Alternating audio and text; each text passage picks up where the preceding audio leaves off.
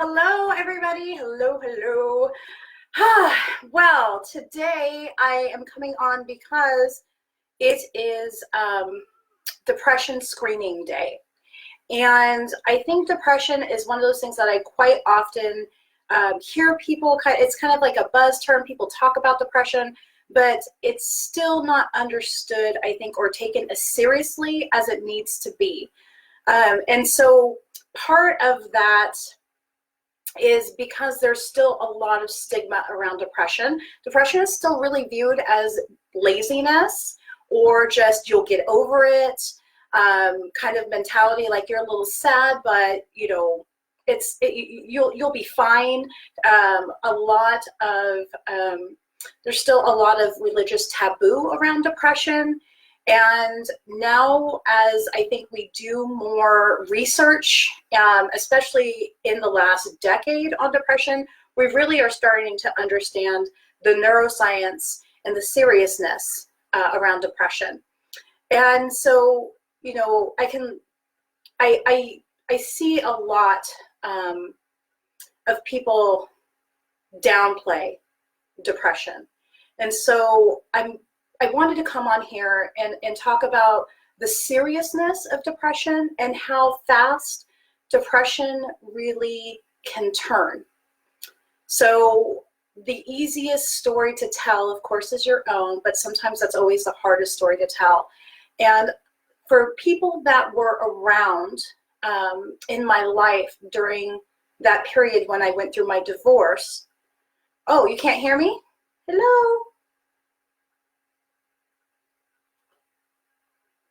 Oh, I'm so sorry. Sorry, love.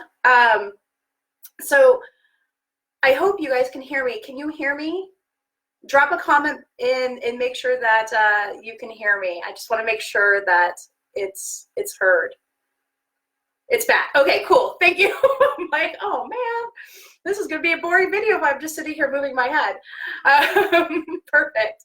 So going back to what I was saying, I'm not sure how much of that was heard or not, but the hardest story can be our story to tell, especially when it's ridiculously intimate and really vulnerable. And for the people that were there in my life during that time, watching what happened, there was just a huge amount of disbelief, and I think there's still huge amounts of disbelief.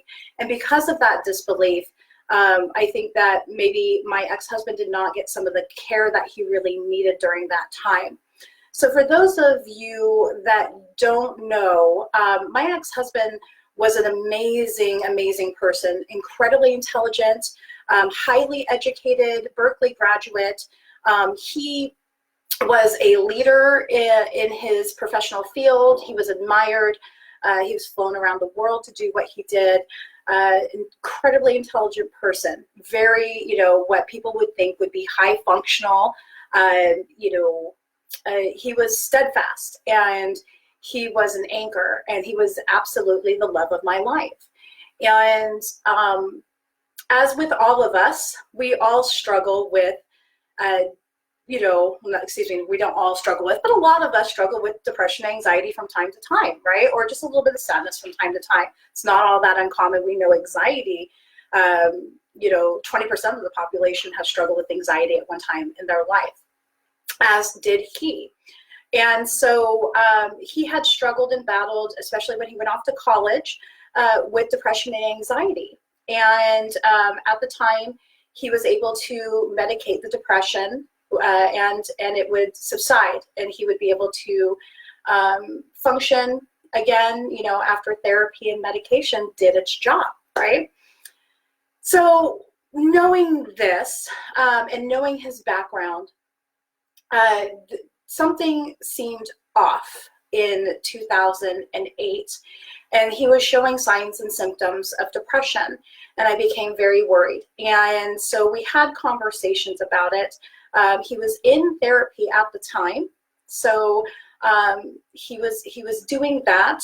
I was in therapy. We were working on ourselves, but I started to notice that he was becoming a lot more irritable and agitated and really controlling and argumentative and untrusting. And that wasn't like him. He was not an impulsive person, but he started to get an impulsivity about him, which was concerning. And so finally, one day in 2009, I had a conversation with him after he had a few outbursts, which was very unlike him, and had a conversation about maybe it was time to get back on medication. And I said, I'm concerned, and I'm uncomfortable with what's happening, and I think it's time to go back on your medication and let's get you stabilized. And this had happened in the past before with no arguments, but this time I was met with a lot of anger and resistance. And, it was alarming. And it was very hard, because the excuses that he gave me at the time were, about the side effects, and he didn't want to deal with the side effects of the medication.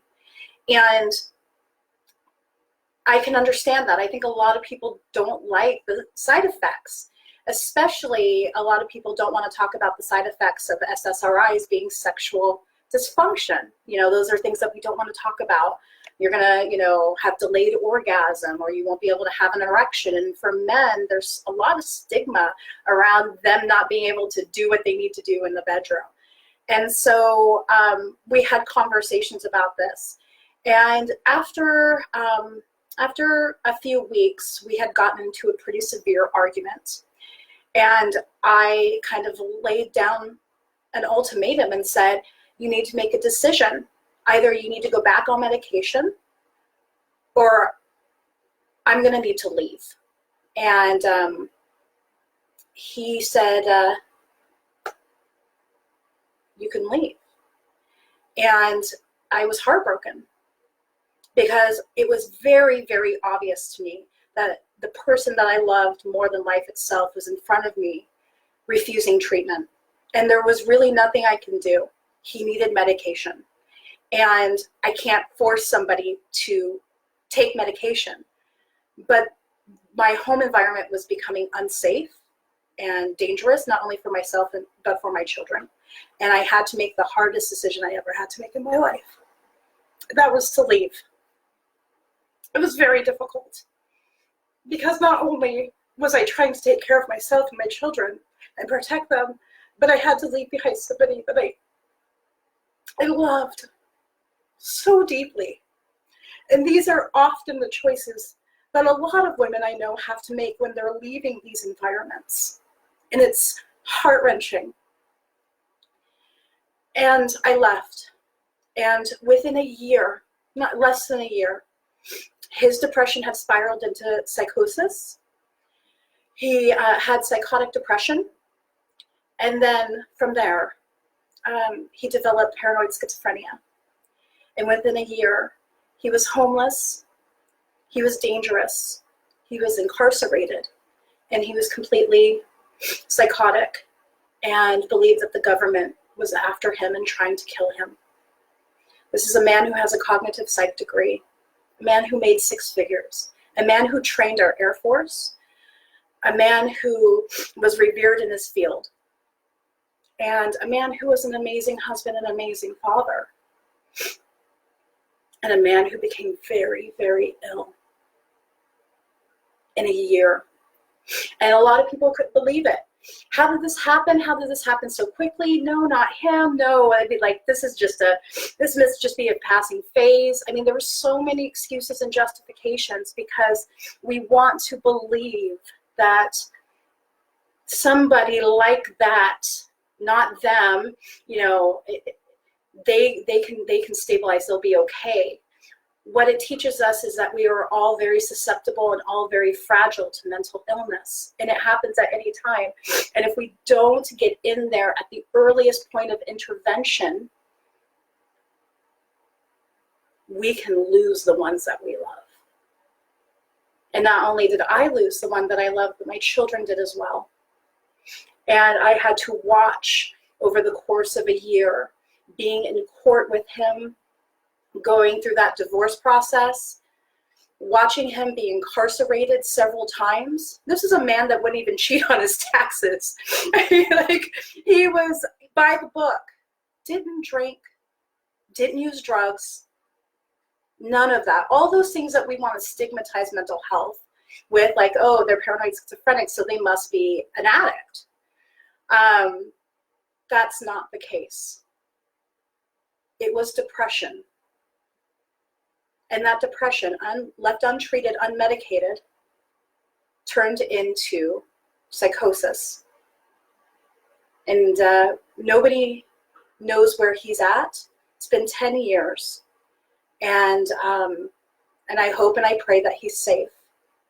But last I heard, he still thought the government was after him, and so he was going off the grid. We are all vulnerable to this. None of us are exempt. This can happen to anybody, and it may have already happened to somebody that you loved. Those people that can't get out of bed in the morning, those people that have chronic headaches, people that have chronic stomach aches. It sneaks up on you. Depression is sneaky. It's a bad day. It's a bad week. It's a bad month. It's the loss of things that we enjoy. It's a loss of enjoying the activities we used to love to do. Then we begin to isolate, and we don't talk about it. And then we feel shame or guilt because we shouldn't feel that way. We should enjoy our lives. And then we woulda, coulda, shoulda of everything. And that continues a spiral. So today, I say, if you have been struggling or know somebody who's been struggling and maybe isolating, they're not communicating, they're not reaching out, they're not going out with you. Maybe you have that friend that is rescheduling a bunch of times because something's always coming up. Maybe there's a loved one or a family member that you've seen withdraw, become distant. Maybe you have a child who's becoming agitated and irritable at any given moment. Please, please don't wait, because the cost is great. We know that impulsivity leads to suicide attempts. So please, encourage them to get screened. And if this is your child, please take it seriously. Please take it seriously. Because the worst thing that could happen is that maybe you take them to a therapist and they end up okay. Cool. But if they're not and they're silently struggling, then you've given them the capability to get the help that they need. And that is priceless. Because the one thing you can never get back is time or a person who's passed away. So, thank you everybody for coming on. It's World Mental Health Day. It's Mental Health or Mental Illness Awareness Week. So I implore you all to take a look at the people in your life and reach out. It's okay. It's never a bad idea to love somebody, right? All right, everybody. Well, I'm off and running. Take care of yourself and each other as always. Of course, listen to the podcast. We've got some great episodes on all of this, including depression. Love you all. Bye, everyone.